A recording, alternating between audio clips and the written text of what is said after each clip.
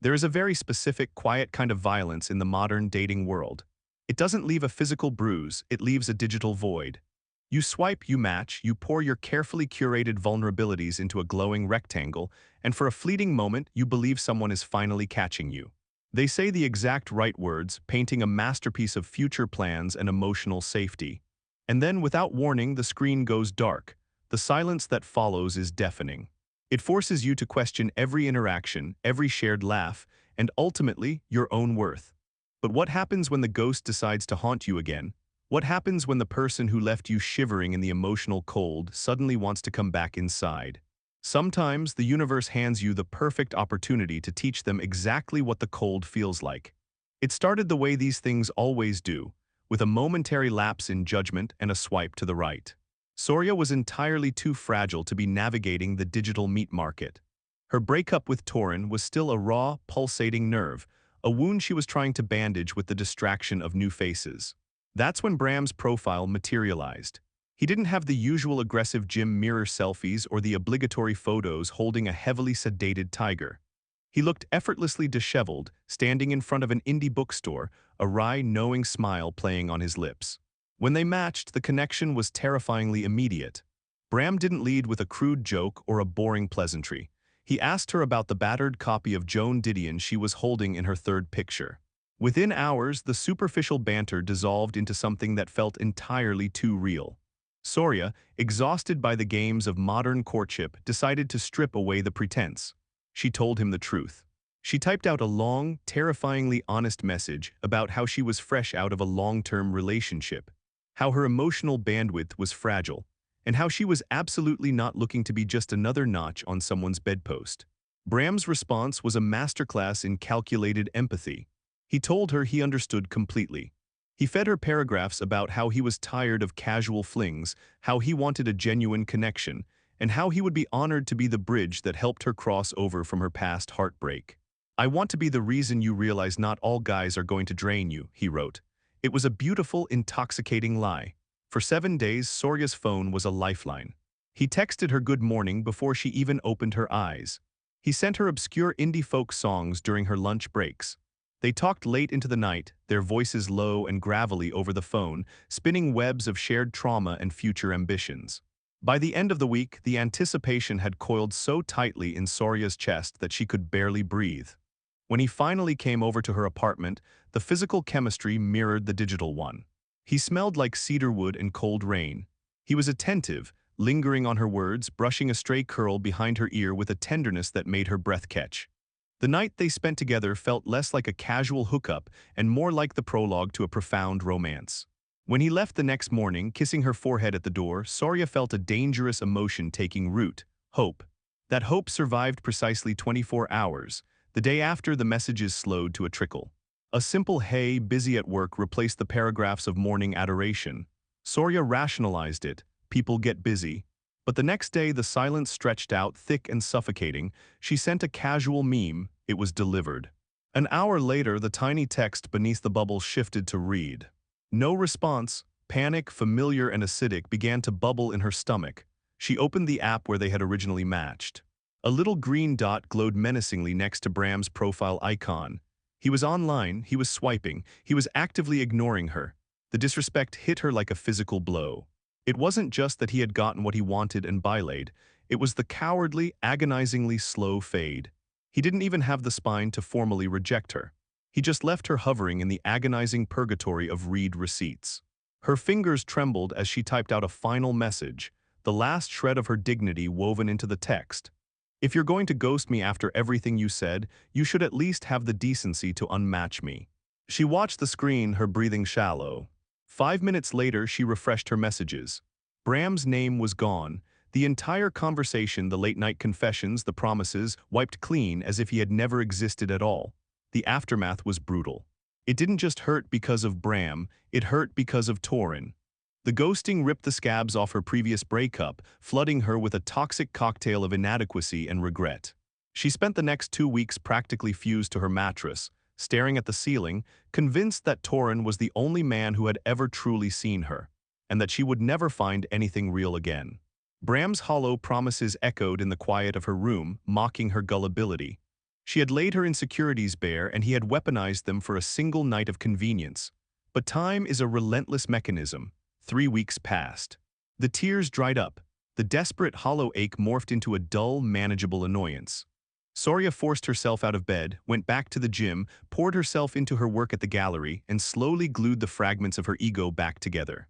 It was a Tuesday evening when her phone vibrated with a notification from a completely different dating app, one she had downloaded in a haze of post-breakup desperation weeks ago. She opened it expecting a generic message from a stranger. Instead, Bram's face stared back at her. He had liked her profile. Soraya sat perfectly still, the glow of the screen illuminating the cold fury settling into her features. A memory surfaced. A week after he ghosted her, during her absolute lowest point, she had actually seen his profile on this exact app.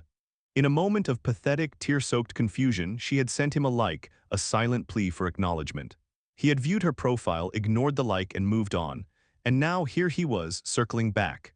She wasn't the shattered, weeping girl from 3 weeks ago anymore. The desperation had evaporated, leaving behind a sharp, crystalline clarity. He didn't miss her, he didn't feel guilty. He was simply scrolling through his digital roster late at night, driven by biology rather than remorse, and assumed she was an easy target. Soraya's thumb hovered over the red X. It would be so easy to block him to protect her peace. But a wicked, brilliant thought sparked in the back of her mind. She didn't want peace. She wanted parity. She tapped the heart. They matched. Almost instantaneously, the typing bubble appeared. "Hey," he wrote, "I am so incredibly sorry. Work got completely out of hand, I had a family emergency and I just shut down. I handled everything horribly and I've felt terrible about it every single day. You didn't deserve that." Soraya rolled her eyes so hard they practically audibly clicked. It was the generic, copy-pasted apology of a serial ghoster returning to the scene of the crime. "That's a shame," she typed back, keeping her tone light, detached. "You really hurt me." "I know," came the rapid reply. "Please let me make it up to you. I haven't stopped thinking about our night together." There it was. The true motive barely concealed beneath the thin veneer of an apology. Soraya smiled, but there was no warmth in it. "I don't know, Bram, you'd really have to win my trust back. I'm not just going to let you walk right back into my life." "Whatever it takes," he promised.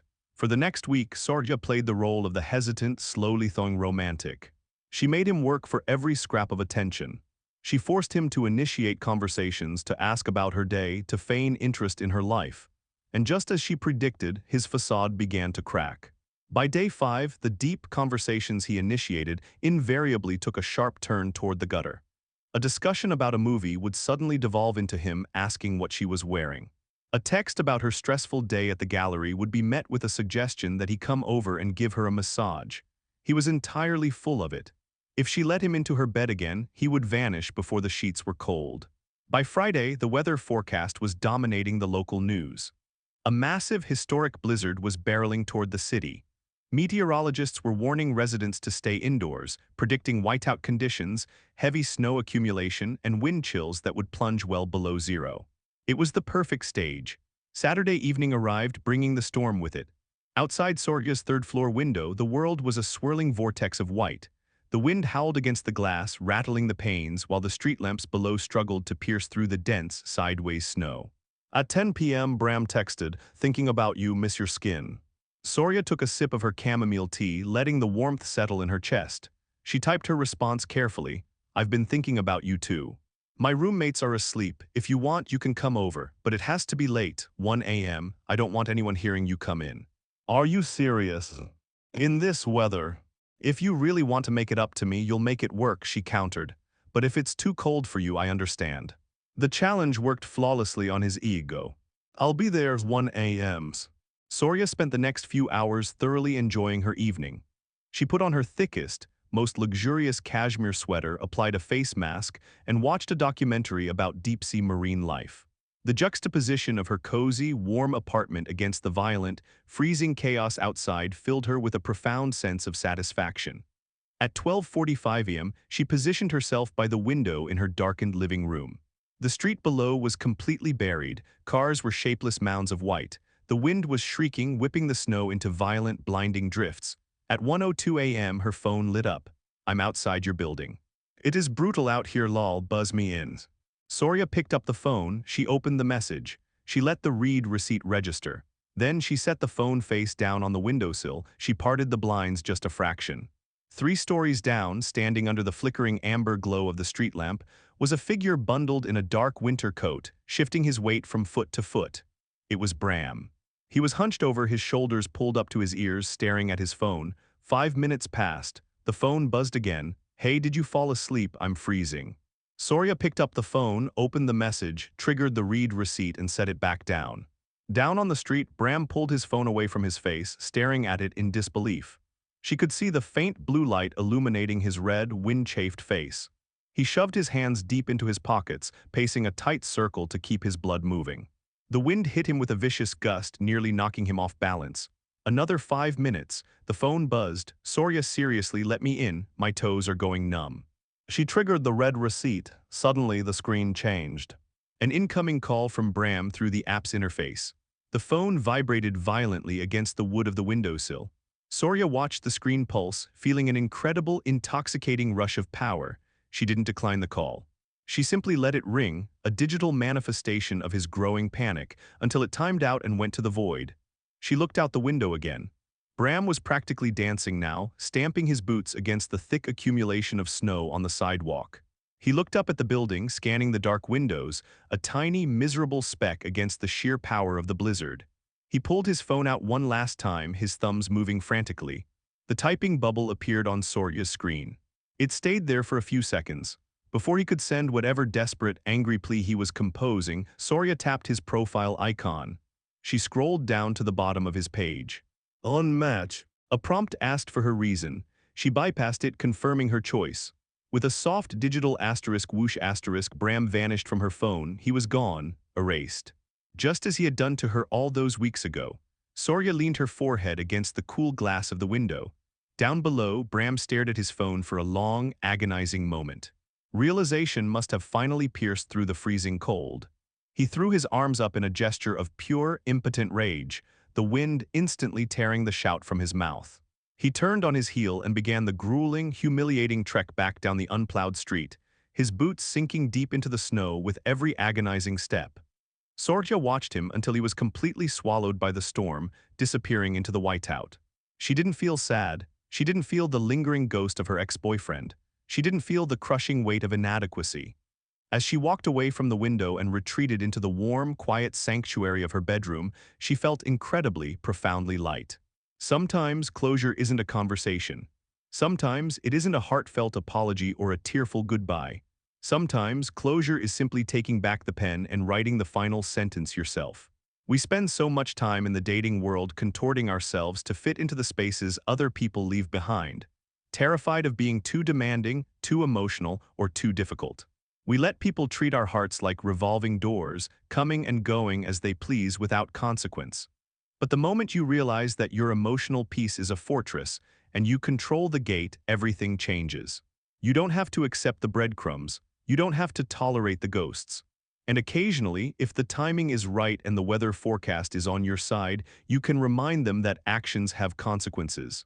If you've ever had to stand up for yourself, or if you've ever wished you had the courage to leave a toxic situation out in the cold, hit the subscribe button and join our community. Your worth is never determined by someone else's inability to see it. Stay warm out there.